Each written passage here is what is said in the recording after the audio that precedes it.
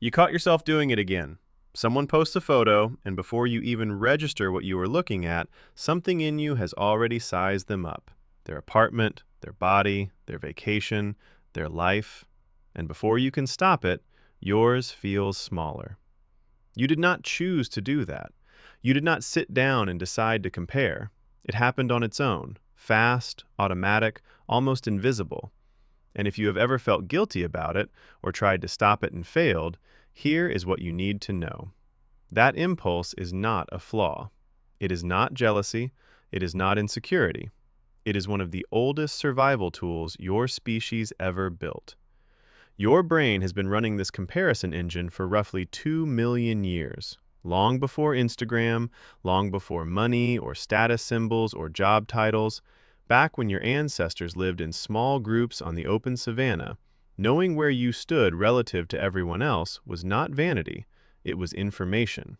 And information in that world was survival. Psychologist Leon Festinger named it in 1954.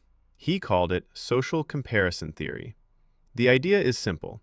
Humans are constantly uncertain about their own abilities, their own worth, their own place in the world. And when there is no clear objective measure available, your brain does the only thing it can. It looks sideways. It measures you against the person next to you. Festinger noticed this in lab settings. When people had no external benchmark to evaluate themselves, they immediately turned to other people. Not randomly either. They compared themselves to people who seemed similar to them, not too far above, not too far below, close enough to matter. That calibration instinct served a very specific purpose. In a group of 30 people living together, hunting together, raising children together, your position within that group determined almost everything. How much food you got, whether others protected you or ignored you, whether you had allies when things went wrong, whether you reproduced at all. Anthropologist Robin Dunbar proposed that human social groups naturally stabilize around a number of about 150 individuals. That is the Dunbar number. It represents the maximum number of meaningful relationships a human brain can realistically track. And inside that group, your brain was running a constant background calculation. Who has more? Who has less? Am I rising or falling? This was not about ego, it was about calibration. Your ancestors needed to know whether they were contributing enough to be kept in the group, skilled enough to be respected, strong enough to be taken seriously. Being cast out of the group was a death sentence. Loneliness on the savannah was not a mood. It was a terminal condition. So your brain evolved an early warning system, a sensitivity to your relative position, a detector that fires the moment someone nearby seems to have something you lack. And here is the part that changes everything. That detector does not know it is the 21st century. It cannot tell the difference between your small ancestral band of 150 people and the 3 billion people on your phone screen. It treats every comparison the same way, as if every person you scroll past is your rival, as if every highlight reel you see is a direct threat to your standing in the group. Researcher Thomas Musweiler spent years studying how these comparisons actually work in the brain. What he found is that comparison is not a choice you make. It is a reflex. It fires before your conscious mind has even fully processed what you are looking at. By the time you think the thought, the comparison has already happened. And your brain does not compare everything. It compares the things that matter to your identity. If you are a runner, you are hypersensitive to other runners. If you are a writer, every other writer's success lands differently than everyone else's. The comparison engine is targeted. It focuses its attention on whatever domain you care about most, because that is the domain where your standing feels most at stake. This is why compliments from strangers in unrelated fields feel nice but do not move you, while a single offhand criticism from a peer in your own field can ruin a week. Your brain is not measuring absolute quality. It is measuring relative position within the group that matters to you. Now here is where the modern world has done something genuinely catastrophic to this ancient system. For 2 million years, your comparison pool was bounded. You could only compare yourself to people you could actually see, the 150 people in your group, the other tribe you encountered at the watering hole once a season. That was it.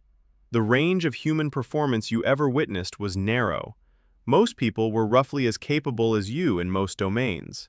Extreme outliers existed, but you rarely met them, and when you did, you knew they were extraordinary exceptions. Today, you do not see 150 people. You see millions.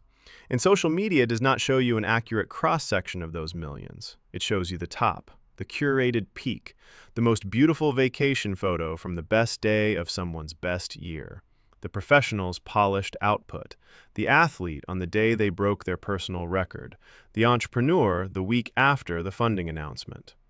Your brain receives all of that as normal, as the baseline, as what the group looks like, and then it measures you against it. Researcher Sherry Cho and her colleagues have documented what happens when people engage in passive social media consumption. Not posting, not interacting, just scrolling, just watching.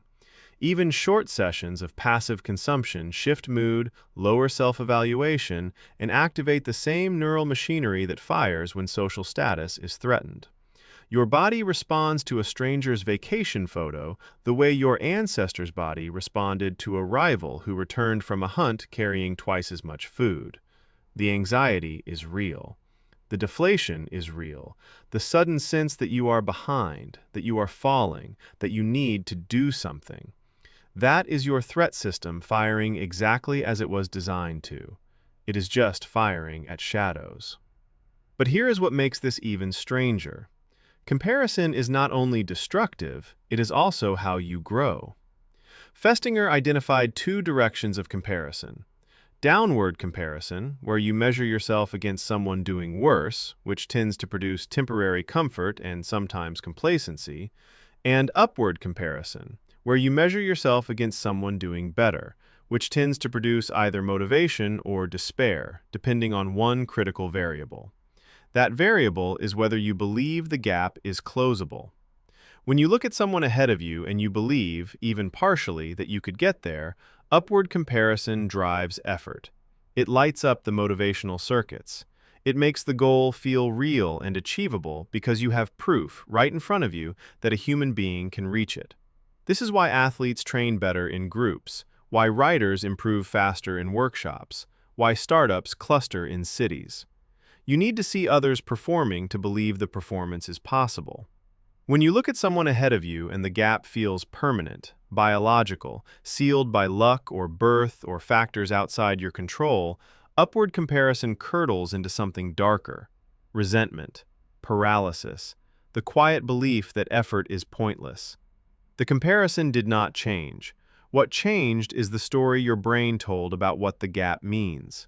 This is the part your ancestors never had to navigate because their comparison pool was always people just like them. They never compared themselves to the greatest hunter who ever lived. They compared themselves to the person in the next hut. The gap was always comprehensible. The distance was always, at least in theory, crossable. You are running ancient machinery in a world it was never designed for. You are a social calibration system built for a group of 150, now plugged into an audience of billions. And every time you open your phone, the system fires. That does not mean you are broken. It means the environment changed faster than evolution could follow. What you can do, what actually helps, is what Musweiler and others call comparison reframing. Instead of suppressing the comparison, which almost never works because you cannot stop a reflex, you change what you do with it the moment after it fires. You ask what specifically this person had to build, sacrifice, or endure to reach the thing you are looking at. You make the journey visible. You turn the result back into a process. Because the moment you see the process, the comparison transforms. It stops being a measurement of what you lack.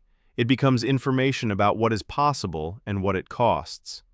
Tonight, you will pick up your phone. Something will catch your eye. Someone's life will appear to be ahead of yours in some way that matters to you. And before you can stop it, the system will fire. The ancient machinery will run its calculation. That is not a failure. That is 2 million years of survival instinct doing exactly what it was built to do. The only question is what you do in the half second after. Because that half second, that tiny gap between the reflex and the response, is something your ancestors never had. That is not ancient hardware. That is something new. That pause is yours.